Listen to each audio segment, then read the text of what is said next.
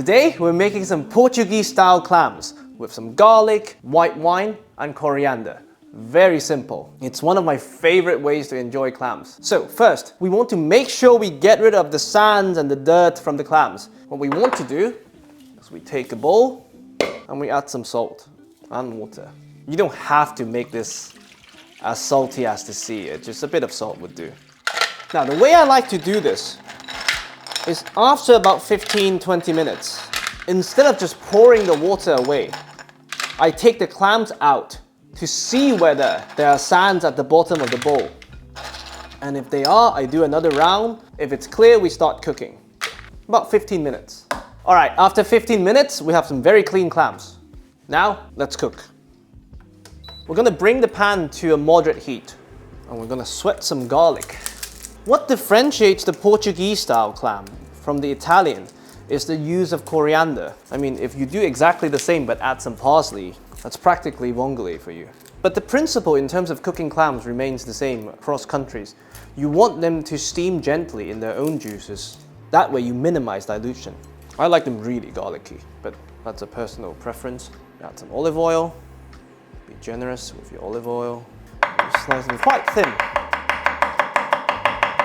You want to cook them until they're fragrant. You don't really want to brown them because they become a bit bitter when they brown.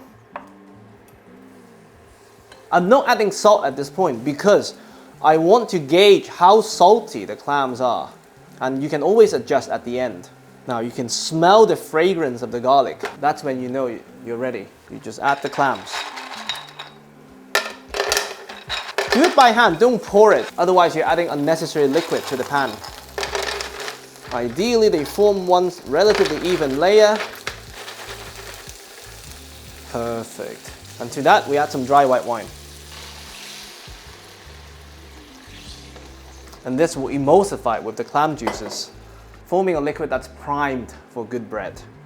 And previously I thought coriander is a garnish, but when I was in Lisbon, I saw some restaurants, they cooked them from the get-go and they actually added so much complexity to the dish that I've been cooking it that way ever since. So, just a bit of coriander. And I don't add them as garnish at the end anymore because they can overpower the clams when they're raw, and this is coming from someone who likes coriander salad. So, try this once and decide for yourself. Now we bring it to a boil. And then lid on. You can use a regular lid. But in this case, 2 pans were cheaper than 1 pan and a lid. What can I do? You want to cook until they're all open. If you're going for a Michelin star or fine dining, fish out the ones that are cooked. Leave them on the side so that they're all cooked perfectly. For me, this is a really rustic dish. I'm okay with some of my clams overcooking. They release more clam juice that way, so mop it up with your bread. I'd say about 5 to 7 minutes. I will come back and check on it after 5. After 5 minutes, the popping sound has mostly subsided. That's when you know they're ready. So, let's check on our clams.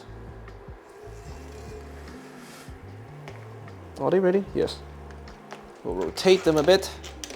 Beautiful. We bring in a bit more heat to reduce the liquid and concentrate the flavors slightly, and then we're good to go. By the way, if they're unopened ones, it doesn't mean that they're dead. If anything, they're the strongest by refusing to give up. So give them a bit more heat and they'll eventually open up. What you don't want is clams that are open before you start cooking them. Those are actually the dead ones. All right, this is perfect. Stove off, lemon, and we're good to go. Something like this, you just want to serve it at the table while it's hot with lots of bread. This is Portuguese clams with coriander, garlic, and white wine. I really hope you enjoy.